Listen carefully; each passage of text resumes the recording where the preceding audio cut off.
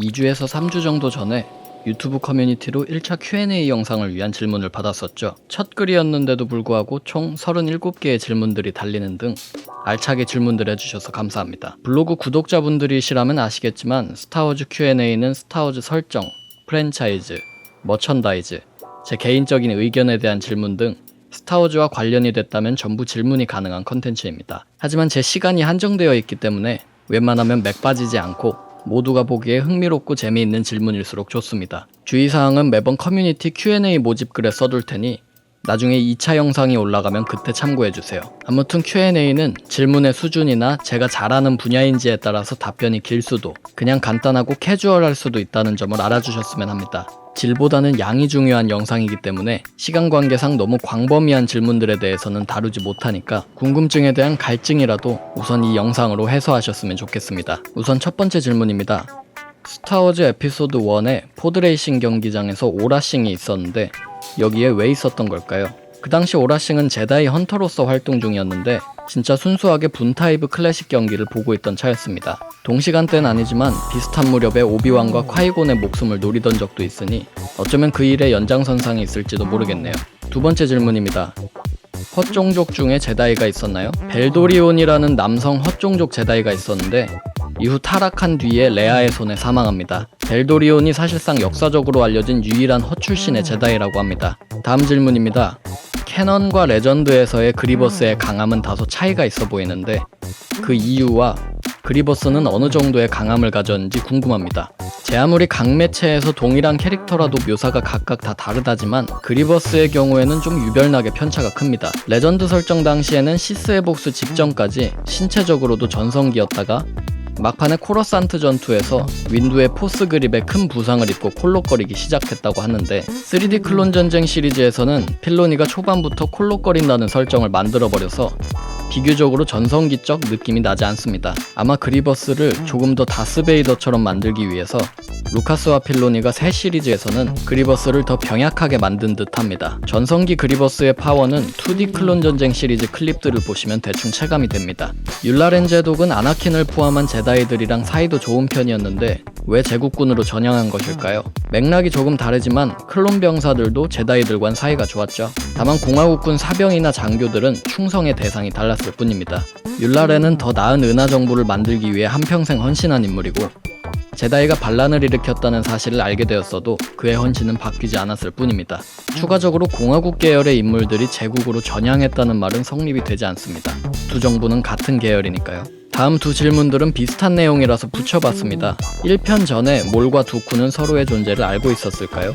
그리고 먼저 황제가 몰을 제자로 들인 시점이 본인이 플레이거스의 제자였을 때인가요? 그리고 두쿠를 제자로 들인 시점이 몰이 오비완에게 당한 이후인가요? 아님 몰이 제자로 있었을 때부터 두쿠를 들인 걸까요? 캐넌 설정은 아직 두쿠가 정확히 어떤 시점에 팔퍼틴에게 붙었는지 다뤄지지 않아서 레전드 설정을 볼 수밖에 없습니다. 레전드 설정상으로는 두쿠는 콰이곤이 몰에게 죽은 뒤에 기사단을 나와서 타락했기 때문에 두쿠 본인은 BBY 32년 이전에 몰에 대해서 알지는 못했을 겁니다. 몰은 그나마 알았을 수도 있긴 하지만 시디어스가 두쿠에게 접근한 것이 몰 사후에 새 제자를 찾기 위함이었기 때문에 아마 몰랐을 것 같습니다.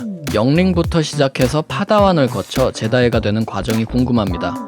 또 시스가 되는 과정도 궁금합니다. 영화 속 아나킨 이야기를 보시면 한 번에 이해가 되실 것 같긴 한데 아마 좀 더 구체적으로 알고 싶으신 것 같습니다. 어린 시절에 포스 발현이 확인되어서 제다이 사원으로 데려와진 아이들 영링이 수련을 거쳐서 제다이 마스터들 앞에서 시험을 치르고 여기서 성공하면 파다완으로 발탁되어 마스터에게 1대1로 수련을 받는데요. 마스터가 보기에 충분히 기사가 될 자격이 있다 싶어지면 파다완 브레이드를 자르고 기사 임명식을 받으면서 정식 기사로 임명됩니다. 시스는 딱히 되는 과정이랄 건 없습니다. 시스 군주에게 발견되어 길거리 캐스팅 당한 그 순간부터 시스이지만 시스로 얼마나 연명하느냐는 개인 역량에 따라 달렸습니다. 길거리 캐스팅 당하기 쉽도록 힘도 세고 야심도 많으면 더 좋겠죠? 개인적으로 캐넌으로 넘어왔으면 좋겠는 레전드 설정이 있나요? 저는 레전드 세계관의 포스트 엔도 전투 시기를 정말 좋아합니다. 거대한 권력의 상층부만 무너져서 생겨난 수많은 권력 집단들 사이에 춘추 전국 시대 같은 그 난장판이 참 좋습니다. 캐논에서는 은하내전이 너무 빨리 끝나서 아쉽다 싶었는데 지금 보니까 퍼스트 오더까지 제국 잔당으로 치면 생각보다 그림이 잘 나올 것 같아서 기대 중입니다. 스론의 드라마 등장으로 이 시기가 조금 더 풍족해졌으면 좋겠습니다. 세계관 내에서 가장 유명한 인물이 누군가요?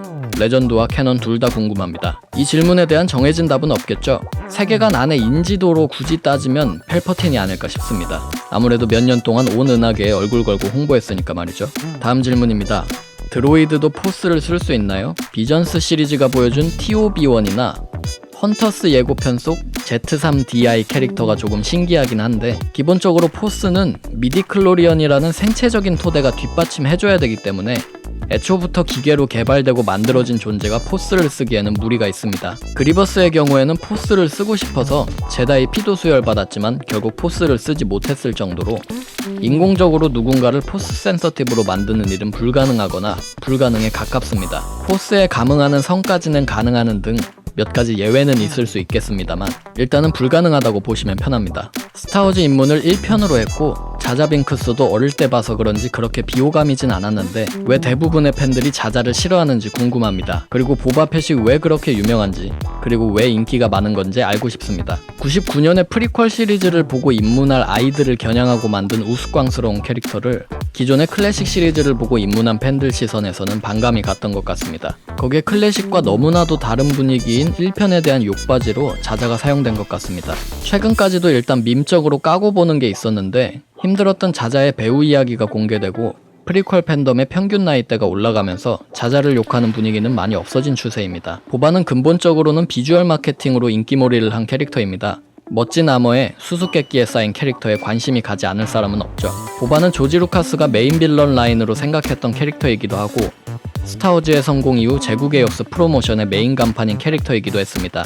보바펫이라는 엑스트라 하나만으로 만달로리안이라는 엄청난 설정이 생겼으니 그 인기가 대충 체감되시겠죠. 스타워즈 은하가 미드림, 아우터림 등으로 구분되던데 구분되는 기준은 무엇이고 그곳에 속하는 행성이 궁금합니다. 스타워즈 은하계 속 별의 숫자는 추정치만으로 4천억 개고 생명체 거주 가능 행성은 320만 개라서 절대로 전체적인 행성 목록은 말씀드릴 수 없습니다. 다만 은하계의 구조는 알려드릴 수가 있죠. 스타워즈 은하계는 가장 중심부터 가장 외곽까지 발견된 순서에 따라서 총 7개 부분으로 나뉘어서 불리는데 은하핵인 딥코어, 중심 은하인 코어, 식민지 지역인 콜로니, 내곽 은하인 이너림, 확장지대인 익스펜션 리전, 중부 은하 미드림, 그리고 외곽 은하 아우터림 순서로 구성됩니다. 그 외에 아직 탐사되지 않은 우주는 야생우주, 모종의 이유로 접근이 힘든 곳을 미확인 지대라고 부릅니다. 언제라고 장담은 못 드리겠지만 은하계 지리 이야기는 나중에 따로 영상을 만들어서 자세히 다뤄볼 예정입니다. 에이젠 콜러와 이스코스는 동일 인물인가요? 생긴 게 똑같이 생겨서 누가 펠퍼틴 잡으러 갔을 때 죽었는지 아직도 헷갈립니다. 이런 캐릭터들이 의외로 많습니다. 아디갈리아와 스테스 엘리, 에이젠 콜로와 이스코스 등등 일단 단역으로 영화에 등장시키고 다음 영화에 다른 배우를 쓰려니 이전 작과 너무 달라서 아예 신캐릭터로 만든 케이스들입니다. 펠퍼틴을 잡으러 간 건 에이젠 콜로입니다. 시스들이 보라색 광선검을 쓰는 경우가 왜 있는 건가요? 빨간색과 파란색의 혼합색이라는 점에서 시각적으로 그가 갈등하는 존재 혹은 변질된 존재임을 보여주는 장치 같습니다. 스타워즈 세계관에 있는 맛있는 음식들은 무엇이 있나요? 너무 많아서 여기서 다루긴 좀 그렇고 예전에 블로그에서 스타워즈 세계관 속 음식들에 대한 에세이를 쓴 적이 있으니 참고해보시면 좋을 것 같습니다. 먹어보고 싶은 음식은 개인적으로는 만달로리안인들의 어즈 케이크를 먹어보고 싶습니다. 스타워즈랜드에서도 실제로 판다고 하더군요. 다음 질문입니다.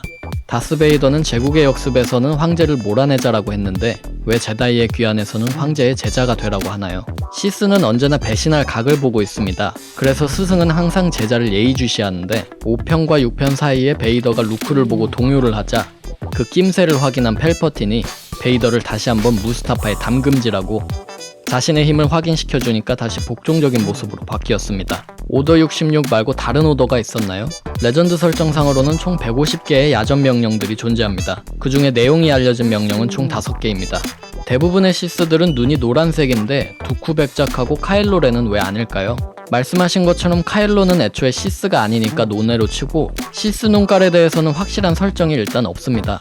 많은 팬들이 어두운 면에 완전히 잠식되거나 순수하게 그 힘의 매개체가 되었을 때 그들의 눈의 색이 변하는 것으로 추측하고 있는데요.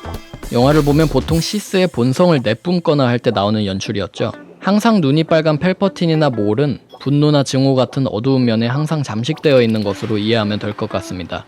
두쿠는 눈이랑은 별개로 정말 예외적인 인물입니다. 몰이 두쿠를 시스 참칭자라고 말했듯 어두운 면의 힘을 아주 일부분만 사용하는 캐릭터죠. 클론 전쟁 에피소드들을 가끔 보다 보면 두쿠도 가끔씩 눈이 노랗게 빛날 때가 있긴 한데 두쿠는 어두운 면에 완전히 잠식되었다기보다는 자신의 능력 자체만으로도 활동할 수가 있어서 평상시에는 눈이 멀쩡해 보입니다. 추가로 두쿠가 어두운 면에 감응했다는 묘사를 눈색이 변하는 장면을 쓰는 대신 포스 라이트닝을 쓰는 장면으로 묘사하는 경향이 있어서 더더욱 보기가 힘듭니다. 66호 명령 전에 명령 불복종 클론이 있었나요? 있었다면 누군지, 어떤 명령을 따르지 않았는지 궁금합니다. 66호 명령이 아닌 어떤 명령이던지 간에 불복종한 클론을 말씀하시는 건지 아니면 다른 건지 헷갈리는데 그러기 위해서는 모든 명령을 하나하나 찾아봐야 하고 우리에겐 그럴 시간은 없죠. 대충 항명한 클론 트루퍼들이 궁금하시다면 클론 전쟁 시리즈의 슬릭 하사나 컷 로케인 같은 케이스들을 생각해보시면 좋을 것 같습니다. 다음 질문입니다. 앞으로 어떤 내용의 스타워즈 작품들이 나오길 바라시나요? 제 취향이 조금 독특하긴 해서 모두에게 적용될 거라고 생각하지는 않습니다만 매번 팬서비스로 가불기나 쓰려는 애매한 작품 말고 특이하더라도 오리지널리티가 강한 이야기가 나왔으면 합니다. 비전스나 라스트 제다이 혹은 만달로리안의 시즌 1처럼 말이죠. 그래서 요즘 디즈니 플러스로 릴리즈 예정된 신작들이 대부분 캐릭터 이름을 달고 나오는 무언가의 프리퀄 혹은 시퀄이라서 조금 아쉽습니다. 아콜라이트는 기대가 큽니다. 스론의 죽음이 있으면 언제인가요? 캐넌 설정상으로는 아직 죽지 않았고 레전드 설정상으로는 야빈 전투 9년 뒤에 자신의 경호원인 룩에게 암살당합니다. 마지막 질문입니다. 신제국이던 펠제국은 어떻게 건국되었고 펠은 어떤 인물인가요? 레전드 설정상 엔도 전투 이후로도 질기게 연명하던 은하제국은 유잠봉 전투 이후인 ABY 44년경을 전후로 분열과 통합을 계속하다가 당시에 제국잔당 수장으로 앉아있었던 제그드 펠의 통치하에 있었는데 제그드 펠이 다양한 행성들의 전후 복구를 돕는 등 평화 정치를 펼친 덕분에 대중의 신뢰와 지지를 얻어 세력을 다시 확장시킬 수 있었습니다. 이것이 펠 제국의 건국 과정인데요. 펠 왕조의 어떤 펠을 말하시는지는 모르겠지만 건국자인 제그드 펠은 제국의 에이스 파일럿인 순티르 펠의 아들이자 아내로는 한과 레아의 딸인 제이나 솔로를 두고 있습니다.